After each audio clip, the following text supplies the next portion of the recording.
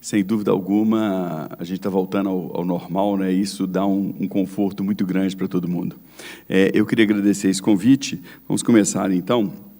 A gente vai falar sobre as novas estratégias do tratamento cirúrgico conservador do câncer de mama, e a gente tem que falar um pouquinho de história, né? Então, quando a gente fala de história, a primeira coisa que a gente tem, né, em 1600 aí, né, antes de Cristo, quando teve aí a descoberta do papiro de Adam Smith, onde que o câncer de mama era tratado com cauterização das lesões que eram encontradas. Depois disso, a gente teve uma evolução muito grande nesse tratamento. Vocês podem ver aqui nessa progressão, nessa linha de progressão, onde que a gente tem, desde a cirurgia de Halsted no século XIX, né, onde que foi aquela cirurgia, onde que tinha aquele princípio halstediano, quanto mais se retirar, né, mais chances de cura a gente teria. E, além disso, a gente tem os outros fatores, onde que a gente tem de benefício, né, que tiveram vários benefícios para a mulher com câncer de mama, e eu quero destacar 3 fatores. Primeiro, a cirurgia conservadora do câncer de mama na década de 70, onde que tanto o grupo de Milão, com o professor Veronese, quanto nos Estados Unidos, com o Bernard Fischer, onde que eles fizeram a cirurgia conservadora, e com isso a gente teve um grande benefício para a mulher. Depois disso, os estudos de Juliano com o linfonodo sentinela, que foi um benefício enorme, a meu ver, eu acho que tão igual e similar ao da cirurgia conservadora, tirando aí a questão do linfedema. A gente estava conversando aqui agora com o Ribas, né? Ele falou que os residentes hoje não veem linfedema, e realmente, graças a Deus, a gente não vê isso hoje.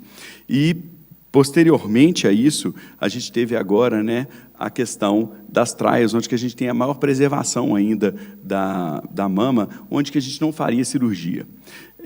Eu acho importante a gente colocar que toda essa evolução aqui, ela esteve junto a uma evolução grande do tratamento sistêmico. Infelizmente, no nosso país, o que está acontecendo? A gente não teve uma redução da mortalidade de câncer de mama como a gente teve nos países desenvolvidos. Isso porque, principalmente em relação ao tratamento sistêmico, que não é feito aqui para a população do SUS com todas as drogas disponíveis, e também em relação à detecção precoce. Bem, então a gente falou um pouco de Halsted, e aqui a gente tem o tratamento cirúrgico gold standard para mastologia hoje, que seria uma incisão periareolar com uma retirada do tumor, provavelmente guiado, isso aí, por tecnécio, e uma dessecção de um linfonodo sentinela. Bem, eu não vou ficar me adentrando em relação à cirurgia conservadora, todos nós já sabemos da equidade que nós temos em relação ao tratamento, a eficácia do tratamento de cirurgia conservadora e mastectomia, isso desde a década de 70, mas eu acho que tem alguns fatores importantes para a gente colocar. O primeiro deles, esse estudo foi publicado agora, nesse ano, onde que a gente vê que as pacientes submetidas à cirurgia conservadora, né, com radioterapia, claro, elas têm uma melhor sobrevida, mesmo dos pacientes submetidos à mastectomia, tanto sobrevida global como sobrevida por câncer de mama. Isso é extremamente interessante. E, na conclusão desse estudo, eles colocam claramente que esses dados falam da evidência que recomenda o tratamento conservador com radioterapia, tanto para paciente linfonodo positivo ou negativo, e que não tem nem status socioeconômico, comorbidade ou qualquer outra coisa que possa ter um benefício da mastectomia em relação ao tratamento conservador com radioterapia. Então, eu vou parar por aí. Então, a gente tem outras coisas importantes para falar, que principalmente em relação ao descalonamento de cirurgia do câncer de mama, tanto da mama quanto da axila. Pois bem, começando com o tratamento ductal in situ, a gente sabe que o tratamento ductal in situ ele representa 20 a 25% dos casos diagnosticados na população de screening mamográfico. Tratamento usual com cirurgia conservadora seguida de radioterapia ou com mastectomia, tendo, se não, uma adjuvância com hormonoterapia. E a grande questão dessas pacientes, será que, se fizer somente uma mamotomia ou vigilância, essa paciente, se isso é adequado, a cirurgia conservadora com vigilância ou mastectomia, no caso, né, de grande acometimento? O grande problema, será que a gente está subtratando essas pacientes? Hoje em dia, essa resposta não é dada. Quais lesões são indolentes? Quais lesões têm um real potencial para evolução, para invasão? A gente não tem essa resposta de uma forma clara. Aqui a gente tem alguns estudos que mostram pacientes que não foram operadas e tiveram diagnóstico de carcinoma ductal in situ, e onde a gente vê que o carcinoma ductal in situ, de baixo grau, a ausência de impactos da cirurgia na sobrevida em, olha só, gente, 15 anos de segmento. Então, só daí a gente já tem uma base para a gente pensar em fazer uma cirurgia, uma conservação dessa paciente, às vezes não pensar em cirurgia. Esse estudo é um estudo bem interessante, que é um estudo que foi publicado em 2018 pelo grupo de Manchester, onde que ele coloca a história, que é na história natural do câncer de mama, do carcinoma ductal in situ, ela permanece incerta, com fatores de risco para desenvolvimento de carcinoma ductal in situ ainda sem definição. Ele avalia 90 pacientes, 89 para ser mais exato, que tiveram carcinoma ductal in situ e que não foram submetidos a nenhum tipo de tratamento cirúrgico, por vários motivos, dizer que a lei de 60 dias, não só aqui, que ela não é cumprida, e às vezes em outros lugares também, infelizmente. E, com follow-up médio de 5 anos, uma incidência cumulativa de invasão foi mais frequente em lesões de alto grau, idade em jovem, microcalcificação, ausência de terapia hormonal adjuvante, considerado como um fator de risco. Bem, então, isso abre também uma chance de carcinoma ductal in situ, grau intermediário ou baixo grau, uma vigilância ativa, mas isso só em clinical trials. Tem várias trials já em andamento, tem a trial inglesa, a trial holandesa, a americana, a Comet e a japonesa. O grande problema dessas trials está aqui embaixo, é a aquisição de pacientes. Há tanto a LORIS, que é do Reino Unido, quanto a LORD, que é da Holanda, eles fecharam. A LORIS fechou com 187 pacientes, aqui com 52. Então, vamos esperar esses dados para a gente poder falar isso de uma forma mais clara, mas a gente não tem dado atual para isso hoje. Mas é para se pensar se a gente está subtratando ou não um paciente com carcinoma ductal in situ. Bem, além disso, quimioterapia neoadjuvante para tratamento conservador. É claro que nós temos vários subtipos tumorais que respondem muito bem a isso. Nós sabemos principalmente o tipo luminal, o tipo HER2 e o tipo luminal, não, desculpa, luminal HER positivo, o HER2 sobreexpresso e o triplo negativo, com taxas de resposta até de 70%.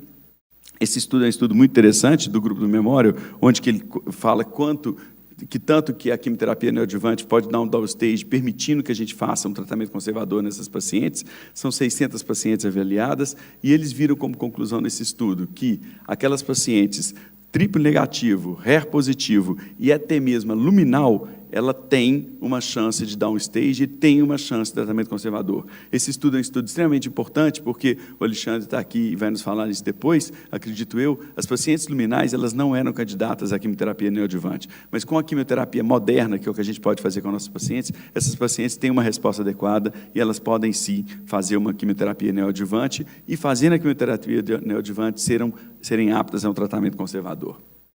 Bem, existem várias trials para omissão de cirurgia mamária pós-quimioterapia naquela paciente neoadjuvante, naquela paciente que tem uma resposta patológica completa, mas a gente não tem nenhuma dessas trials totalmente publicadas. Bem, nenhuma vírgula. Na ASCO, em San Antonio, em 2019, a trial holandesa foi publicada, eles tiveram um falso negativo grande, então eles não recomendam a realização de omissão de cirurgia em paciente pós-quimioterapia neoadjuvante. E, recentemente, agora, há poucos meses atrás, foi publicado o MICRA Trial, que é a trial holandesa, e os resultados da MICRA Trial são muito interessantes. O MICRA é aquela paciente, então, que tinha uma doença, fez uma quimioterapia neoadjuvante, teve uma resposta patológica completa. Eles faziam biópsia em vários pontos na lesão, imagina isso aqui, é o clipe marcado, a área marcada central, eles faziam mais outros 6 pontos a biópsia dessa lesão, e o que esse grupo achou foi uma taxa de falso negativo de 33%.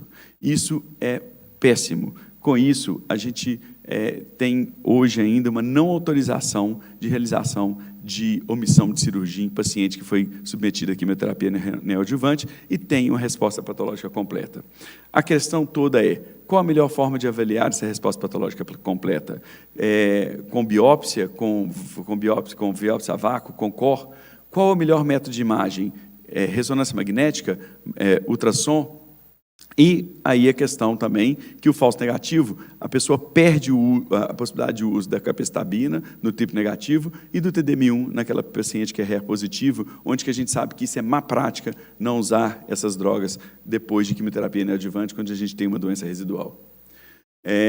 Isso aqui é um update daquela que a gente teria da ablação percutânea de tumores, e isso ainda pesquisa. O FDA ele só aprova a ablação de tumores para tumores sabidamente benignos, para tumores malignos isso é pesquisa, e pesquisa que tem muito tempo ainda para ser feita. Em relação à cirurgia axilar, nós temos vários estudos já provando que o linfonodo sentinela pode ser usado tanto para axila negativa quanto para axila pós-quimioterapia neoadjuvante. Esses estudos são muito claros hoje e a gente não tem ainda os dados de um estudo que é... Faltou. A gente não tem ainda os dados do estudo, que é o estudo Almanac e até o B51 também, que são estudos que mostram que aquela paciente que teve uma quimioterapia neoadjuvante e que ela mantém com a axila positiva, se a gente só com a radioterapia, a gente poderia tratar desses pacientes. Bem, esse é um outro estudo publicado, onde que a gente mostra que mesmo na quimioterapia neoadjuvante, a gente pode ter uma resposta patológica completa e se evitar o tratamento com a dissecção axilar, principalmente em pacientes triplo negativo e HER positivo, com uma significância estatística bem interessante nessas pacientes. Bem, e a omissão de linfonodo sentinela? Existe algum papel disso?